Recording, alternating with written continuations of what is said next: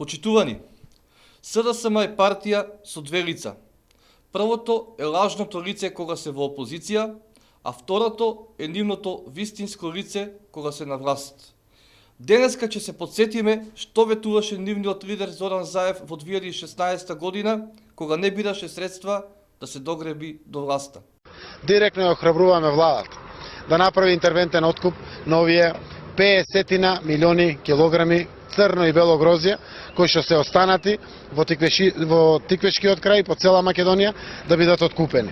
Се работи за интервенција од не повеќе од 10 милиони евра. Ова е последна година во Република Македонија каде што ќе останат лозарите незаштитени. После декември државата директно ќе биде вклучена со интервентен откуп во организација на пласманот на земјоделското производство, така и на грозјето. Тоа значи дека 30 дена пред откупот ќе се знаат цените. Субвенциите ќе дојдат навремено и тоа во февруари, најдоцна март, кога им требат на лозарите. Државата ќе формира посебни агенции за грозје, за градинарски производи, за овоштарски производи, за житото, за тутунот, каде што директно ќе биде партнер и со земјоделските производители и со откупувачите. Ние во Македонија имаме нешто што е наша предност и наша вредност, а тоа е работливиот народ и ова земјоделско производство. Мораме директно да интервенираме ако сакат нашите граѓани да гледат иднина во Република Македонија. Дали е потребен дополнителен коментар?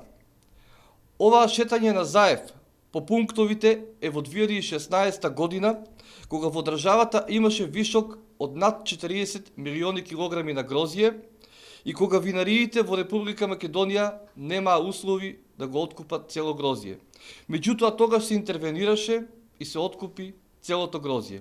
А цената беше 13 денари за вранецот и 11 денари за Смедеревката.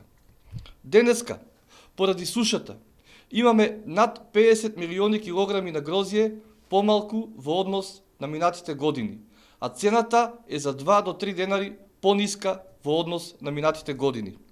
Почитувани граѓани, каде се тие агенции за интервентен откуп кои ги ветуваше Зоран Заев пред да дојде на власт? Дали откупните цени на грозјето се знаат 30 денари пред бербата од кога Зоран Заев е премиер?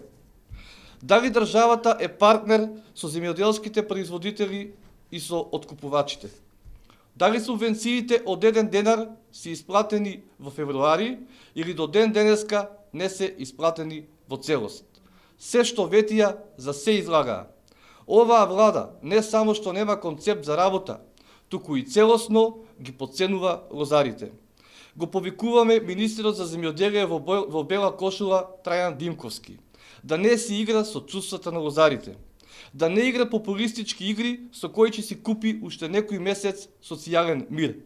Состојбата во државата со лозарството е премногу сериозна. Постои опасност лозарството целосно да се уништи.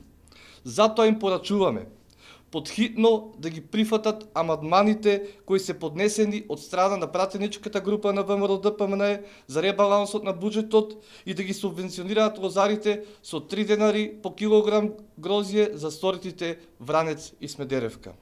На крај, на локалното раководство на СДСМ во Кавадарци да им порачам: не бранете нешто што не се брани. Смешни сте пред народот.